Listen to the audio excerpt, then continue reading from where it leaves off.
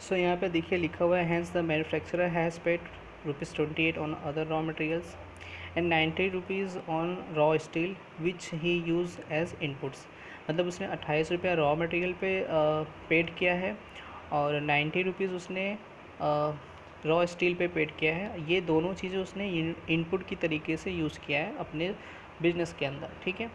अब यहाँ पे क्या होगा फिर, so the total input tax paid, तो उसने टोटल इनपुट टैक्स कितना पे किया, 90 + 28 यानी 118 rupees by the manufacturer. Manufacturer ने जब परचेज़ किया होगा ये दोनों चीज़ें तो उस समय उसने टैक्स पे कर दिया 118 रुपीज़, ओके। अब यहाँ पे बोल रहा है now after the considering the cost of manufacturing steel pressure cooker using the raw materials and including the decent profit. देखिए यहाँ पे लिखा है, मतलब रॉ मटेरियल सब चीज़ इंक्लूड करने के बाद और उसने कुछ प्रॉफिट भी उसमें ऐड कर दिया। He decided to sell the pressure cooker to a distributor of ₹800 + GST, okay. 800 हो गया और उसमें इसने कुछ प्रॉफिट ऐड कर लिया है 800 में और फिर GST उसने लगाएगा, ठीक है। अब अज्यूम करेंगे that the steel utensil attract a GST of ₹18%, यानी 18% का GST यहाँ पे वो चार्ज करेगा। Now the tax on it will be कितना होगा 144। 18% अगर GST चार्ज करेगा तो कितना आएगा 144 रुपया। So the manufacturer will invoice the pressure cooker for ₹944। समझ में आया क्या, यानी 800 रुपया हो गया और GST 144 रुपया हो जाएगा, इसमें ऐड कर देंगे तो 944 ये टोटल इनवाइस प्राइस हो जाएगा, यानी जो प्रेशर कुकर होगी उसकी सेलिंग प्राइस आ जाएगी 944, करेक्ट। अब यहाँ पे क्या होगा, hence the manufacturer is collecting ₹144 as GST on sale. अब यहाँ पे जो सेल किया है उस सेल पे उसने 144 रुपया मैन्युफैक्चरर सेल करेगा तो उस पर GST उसे मिल जाएगा, रिसीव होगा, कस्टमर से रिसीव होगा GST 144 रुपया on sale from the distributor. The manufacturer had paid ₹118 towards GST during the purchase of his input raw material. मतलब समझना यहाँ पे, अभी ये कह रहा है कि मैन्युफैक्चरर ने क्या किया, ऑलरेडी 118 रुपया जब उसने GST पे कर दिया था, किस समय, जिस समय वो रॉ मटेरियल परचेज़ किया था, ओके। हैंस इस वजह से out of 144 of GST the manufacturer can now claim a credit of 118। तो मतलब अब यहाँ पे क्रेडिट वो क्लेम करेगा, वो बोलेगा कि मैंने जब रॉ मटेरियल परचेज़ किया था उस समय मैंने 114 रुपया, सॉरी 118 रुपया मैंने ऑलरेडी इनपुट टैक्स क्रेडिट पे कर दिया हूँ। तो अब जब मैं सेल करूँगा तो सेल करने पे जो GST की वैल्यू आ रही है 144, तो वो पूरा 144 नहीं पे करेगा, वो केवल इसका डिफरेंस जो आएगा उतना ही पे करेगा। मतलब 118 वो क्लेम करेगा, बोलेगा कि मैंने ये ऑलरेडी टैक्सेस पे कर दिया है अपनी इनपुट रॉ मटेरियल पे, इस वजह से मैं इतना क्लेम करता हूँ। तो वो कस्टमर गवर्नमेंट से इतना क्लेम कर सकता है 118 rupees which he already paid towards GST for inputs and deposit the difference of rupees. अब इसका डिफरेंस जो आएगा यानी कितना और पे करना पड़ेगा, 26 रुपीज़ पे करना पड़ेगा, तो 26 रुपीज़ को गवर्नमेंट को फिर पे कर देगा।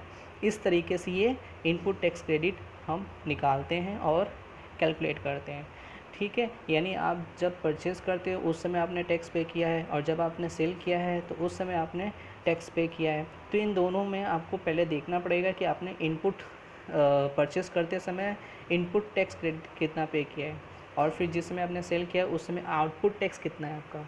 तो जितना अगर डिफरेंस रहता है वो डिफरेंस ही आपका नेक्स्ट आपकी टैक्स लायबिलिटी बनती है, ठीक है। और जो भी इनपुट टैक्स क्रेडिट मैंने पे किया है वो मैं क्लेम करता हूँ गवर्नमेंट से, ठीक है।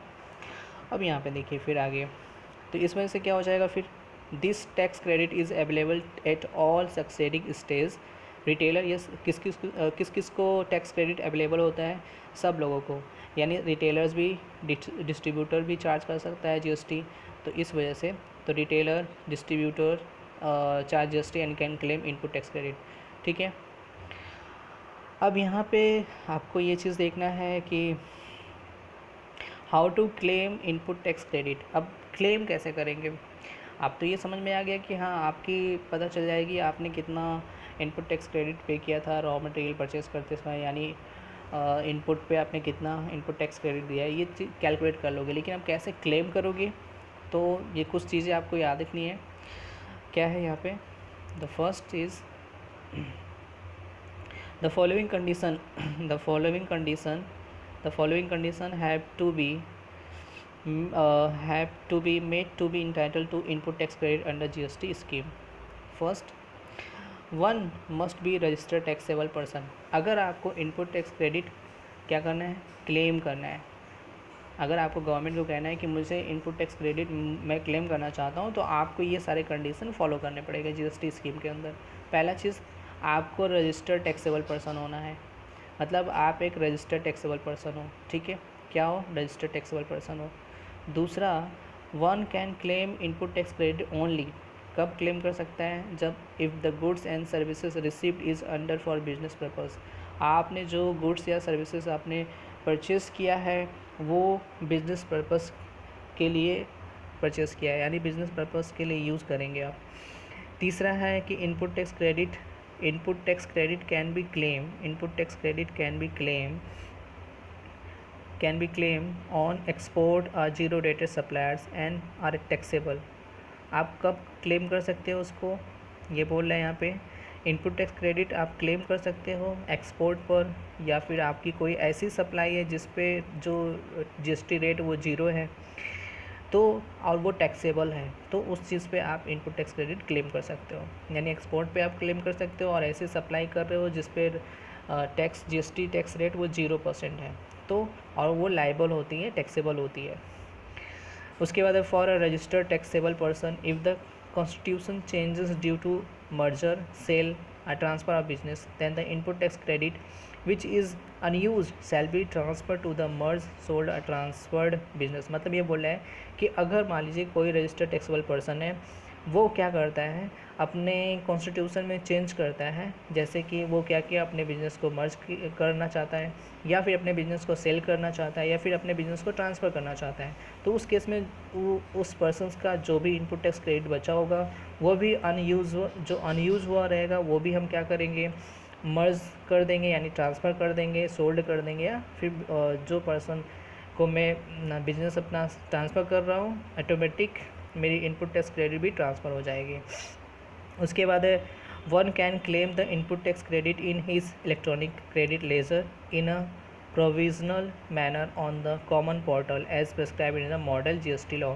मतलब ये बोल रहा है कि अगर आपको इनपुट टैक्स क्रेडिट क्लेम करना है तो ये आप कहाँ पे क्लेम कर सकते हो, अपने इलेक्ट्रॉनिक क्रेडिट लेजर अकाउंट में आप एज ए प्रोविजनल मैनर, मतलब आपको एक पहले से मैनर बताया गया रहेगा उस कॉमन पोर्टल के ऊपर, तो उस प्रिस्क्राइब मॉडल के अकॉर्डिंग, एक लॉ के अकॉर्डिंग आप इलेक्ट्रॉनिक क्रेडिट लेजर में अपनी इनपुट टैक्स क्रेडिट को अवेल कर सकते हो, क्रेडिट करके रख सकते हो कि हाँ मेरे पास इतने इनपुट टैक्स क्रेडिट बचा हुआ है. ठीक है, इसके बाद सपोर्टिंग डॉक्यूमेंट्स, आपको कुछ सपोर्टिंग डॉक्यूमेंट भी चाहिए. जब इनपुट टैक्स क्रेडिट आप क्लेम करोगे तो आपको सपोर्टिंग डॉक्यूमेंट चाहिए, जैसे कि डेबिट नोट चाहिए, टैक्स इनवाइस चाहिए, सप्लीमेंट्री इनवाइस चाहिए, are needed to claim input tax credit. ठीक है, उसके बाद है, if there is an actual receipt of goods and services an input tax credit can be availed. अगर if there is an actual receipt of goods and services, अगर आपके पास कोई goods या सर्विसेज की रिसिप्ट है जो एक्चुअल वैल्यू है, जो उसकी एक्चुअल रिसिप्ट है, and input tax credit can claim, तो आप जाहिर सी बात है कि आप इनपुट टैक्स क्रेडिट क्लेम कर सकते हो अगर आपके पास एक्चुअल में गुड्स एंड सर्विसेज की एक्चुअल रिसिप्ट है. In the input tax should be paid through electronic credit या कैश लेजर. इनपुट टैक्स जो होता है वो किस तरह पेड होना चाहिए, इलेक्ट्रॉनिक क्रेडिट या कैश लेजर के द्वारा ही, उसके थ्रू ही आप पेड करना चाहिए आपको. All GST returns such as GST 1, 2, 3, 6 and 7 needs to be filed. ये कह रहा है कि सारे GST रिटर्न्स आपको नेसेसरी है फाइल करना. जैसे कितने सारे GST रिटर्न्स यहाँ पे हैं, GST 1, GST 2, GST 3, GST 6, GST 7, ये सब आपके अलग अलग GST के क्या बोलते हैं, रिटर्न फाइल है. ठीक है, तो जैसे GST 1 है आपका इनपुट टैक्स क्रेडिट का है, GST 2 है, इसके बाद GST 3 है आउटपुट टैक्स क्रेडिट का. इस तरीके से तो ये सब आप पहले सारे रिटर्न्स फाइल करेंगे, उसके बाद आप ये सारी चीज़ें आपको करनी पड़ेगी इनपुट टैक्स क्रेडिट क्लेम करने के लिए. ठीक है, आई होप आपको ये समझ में आया होगा। वीडियो बहुत ही ईजी लैंग्वेज में मैंने बताया है, हर एक चीज़ ईज़िली समझाया है। आप चाहे तो इसे नोट कर सकते हैं, ठीक है। अगर कोई भी प्रॉब्लम है तो बेसिकली आप कमेंट कर सकते हैं। Thank you very much, bye bye.